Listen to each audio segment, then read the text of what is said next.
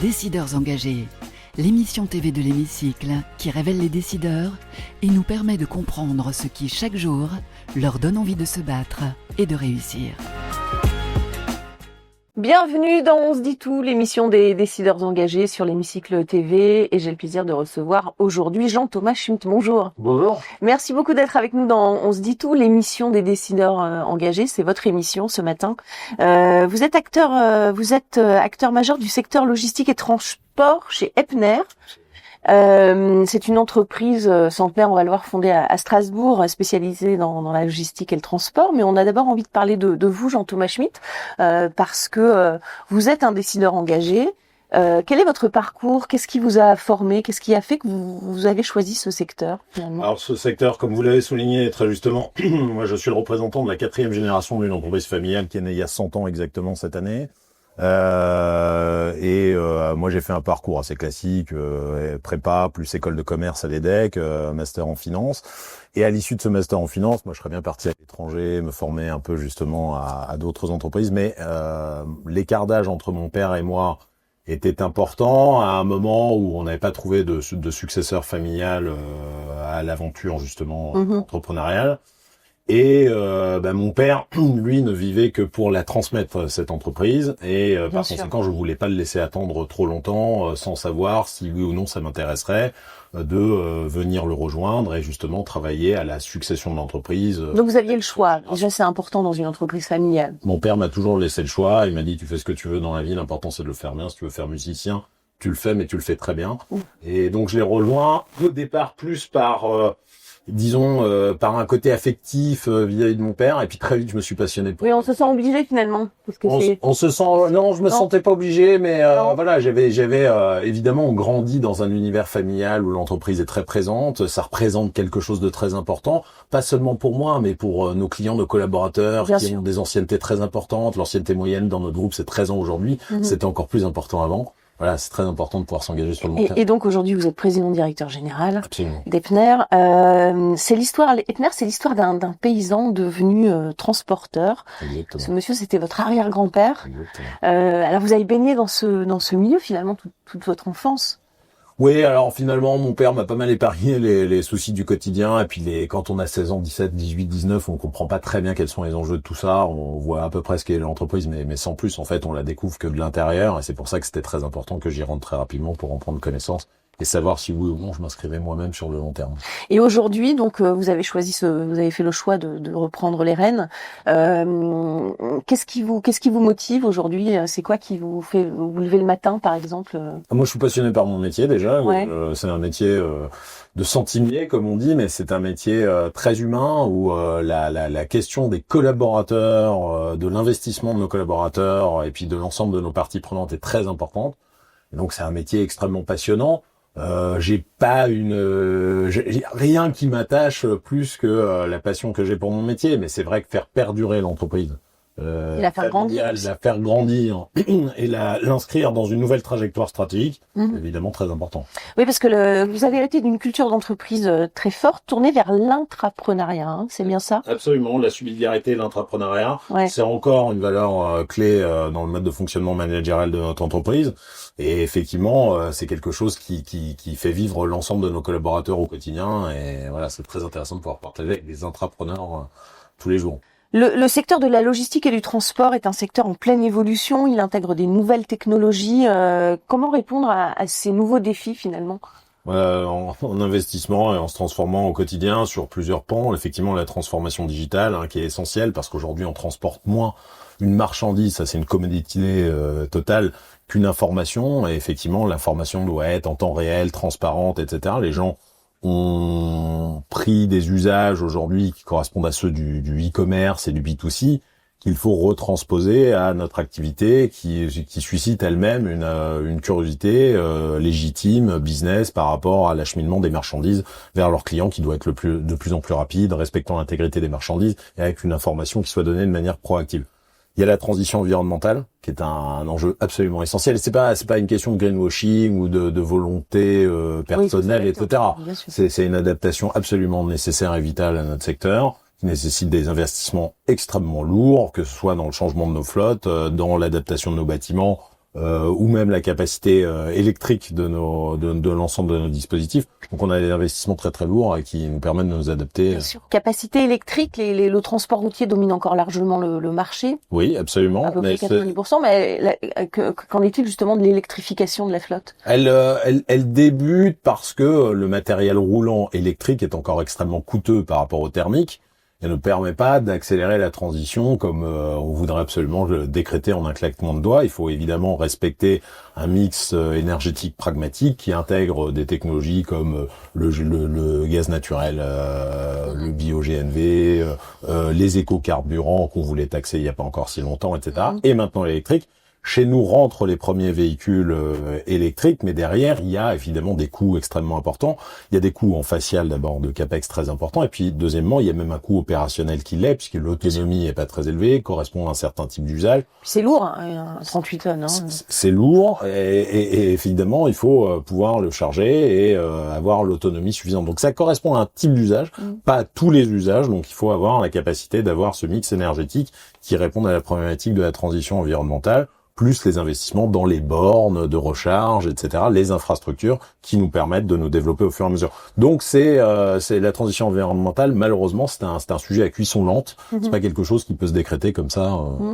Vous avez un parc de 2000 véhicules, c'est ça à peu près? Non, on a un parc. Notre parc en propre est de 350 véhicules. Il faut savoir que nous, on est commissionnaire de transport, donc on s'appuie essentiellement sur de la sous-traitance, que ce soit pour la distribution locale ou la liaison de nos différentes agences, ou quand on fait de l'aérien sur les compagnies aériennes, quand on fait du maritime sur les compagnies maritimes, etc. Donc sur notre scope, sur nos émissions de CO2, le scope 3 représente aujourd'hui 97%, le scope 1 2% et le scope 2 1%. Donc vous voyez, l'essentiel est d'accompagner notre sous-traitance dans la transition environnementale. Et la gestion de ces flottes se fait évidemment grâce aux nouvelles technologies. L'intelligence artificielle intervient aussi pour optimiser.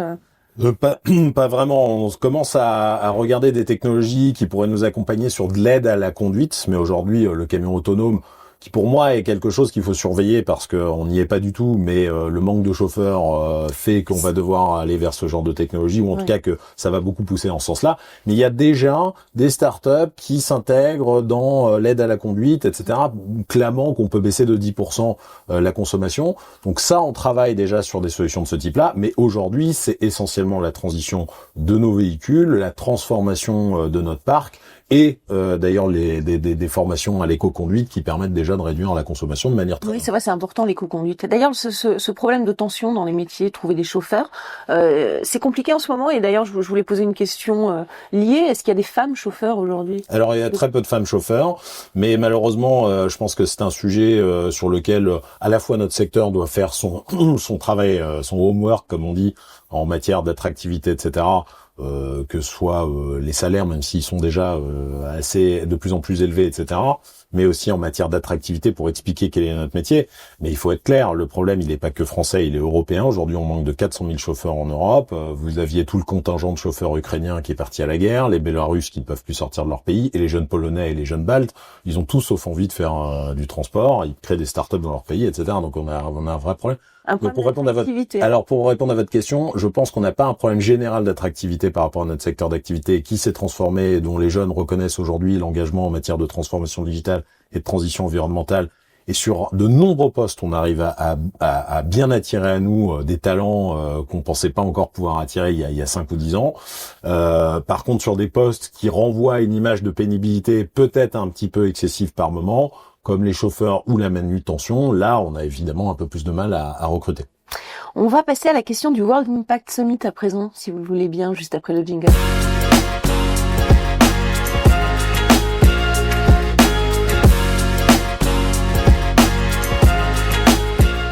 Question du World Impact Summit, le sommet des décideurs qui s'engagent pour un avenir durable. Comment est-ce que vous mesurez concrètement l'impact environnemental et sociétal de vos actions? Alors on a de nombreux indicateurs pour ça, mais on a un indicateur qui est un peu le couvre-chef de l'ensemble des autres indicateurs, qui est le label EcoVadis, sur lequel aujourd'hui on est labellisé Gold. Donc ça veut dire qu'on fait partie des 5% des entreprises, tous secteurs confondus, les plus vertueuses. Ça intègre à la fois notre politique RSE, la politique ESG, puis la politique évidemment de transition environnementale. Et ensuite, vous avez un certain nombre d'autres indicateurs qui viennent se décliner derrière, notamment en matière de transition environnementale, le nombre d'envois qui sont aujourd'hui traités avec des moyens vertueux en matière environnementale sur le dernier kilomètre notamment, mais pas que. Aujourd'hui, on est à 26% sur l'ensemble du groupe de livraisons qui se font en moyen dit vert. Vous avez ensuite toute la politique d'intégration ou en tout cas de gestion des hommes et de nos collaborateurs, des hommes avec un grand H et de nos collaborateurs dans leur ensemble, où on a mis en place une étude annuelle qui s'appuie sur Great Place to Work, et on est labellisé Great Place to Work dans l'ensemble de nos pays, avec aujourd'hui 4 personnes sur 5 qui recommanderaient l'entreprise pour dire qu'il ferait bon travailler. Et puis ensuite, on a tous les autres indicateurs assez classiques, les montants de mécénat qui aujourd'hui dépassent les 100 000 euros, avec 42 associations subventionnées, etc. Donc voilà, c'est tout un panel d'indicateurs qui sont déclinés. L'index égalité homme-femme, où on est à 92, au-dessus de la moyenne du secteur, au-dessus de la moyenne générale des entreprises de notre taille. Et donc voilà, c'est beaucoup d'indicateurs, mais l'indicateur chapeau, c'est clairement EcoVadis. On va passer à la question d'un étudiant de Centrale Supélec à présent, juste après le jingle.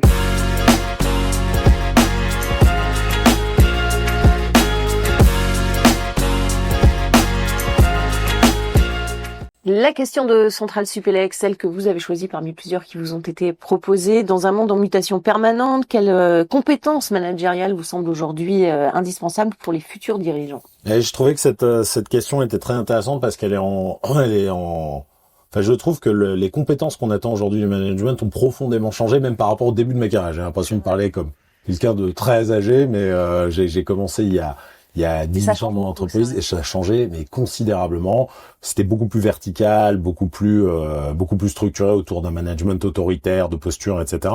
Alors qu'aujourd'hui, pour reprendre un peu un terme de consultant dans le monde VUCA, c'est-à-dire volatile, incertain, complexe et ambigu dans lequel on vit, avec des changements permanents, on vit de polycrises récurrentes.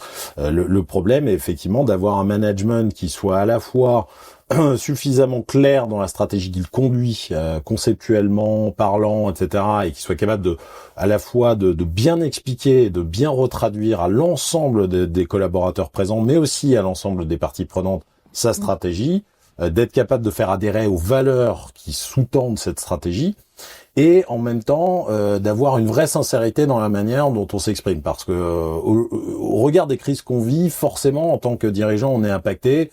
Et faire croire qu'on est imperméable à ça, ça n'a pas de sens. Et je pense qu'aujourd'hui, les gens attendent une vraie sincérité dans la manière dont on exprime. Ça veut pas dire qu'il faut pas assumer.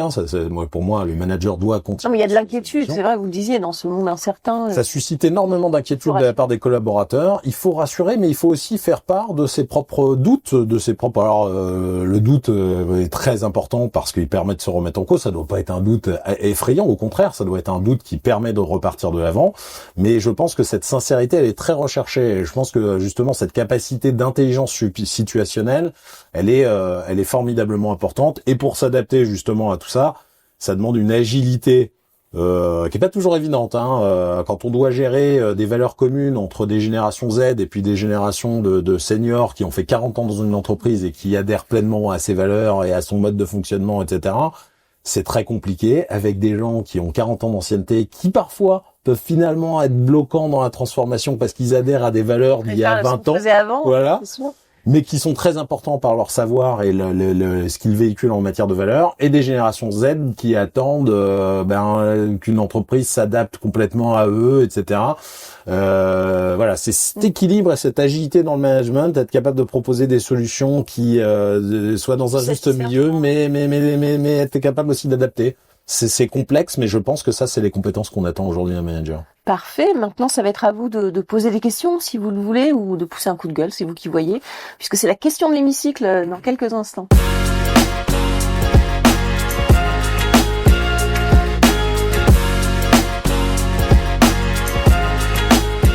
La question de l'hémicycle, Jean-Thomas Schmitt, qu'est-ce que vous avez envie de leur dire à ces femmes et ces hommes qui nous gouvernent aujourd'hui? Comme si vous étiez à l'Assemblée nationale, vous pouvez interpeller les députés, c'est à vous, vous avez 1 à 2 minutes. Face caméra. Écoutez, je vous remercie de me donner cette opportunité. Je voudrais interpeller l'ensemble de la classe politique sur le sujet notamment de la transmission et du pacte du travail. Comme je l'ai expliqué, je suis moi-même représentant de la 4e génération. On n'a pas vendu, ni à des Français, ni à des étrangers, parce que cette entreprise, elle est fondamentalement importante, pas seulement pour ses 43 actionnaires aujourd'hui, mais pour ses 10 000 clients, pour ses 3 700 collaborateurs, pour ses 15 000 fournisseurs, et qu'on croit beaucoup aux effets de bord positifs qu'une entreprise comme la nôtre suscite dans les territoires où elle est installée. C'est-à-dire qu'on a 80 sites en France, on en a plusieurs en Allemagne, etc. Mais si je dois me concentrer sur la France, l'écosystème qu'on fait vivre est extrêmement important, et remettre en cause le pacte du Trade, vous me voyez venir, ça me paraît être une erreur mortifère pour l'économie française, qui a déjà été commise il y a 45 ans, avec des droits de transmission qui étaient confiscatoires à 45%. Donc soit on verse l'ensemble des dividendes, l'ensemble du cash dégagé en dividendes pour payer ses impôts en supprimant la capacité de ces entreprises à investir, soit on oblige ces entreprises à vendre. Et on fera ce qui s'est passé dans les années 80 où on avait le même nombre d'entreprises familiales qu'en Allemagne avec un tissu industriel très fort. On va tuer le tissu industriel qui reste encore en France, qui est moins de 10% du PIB, pour finalement le vendre à des étrangers et ainsi finaliser la perte totale de notre souveraineté.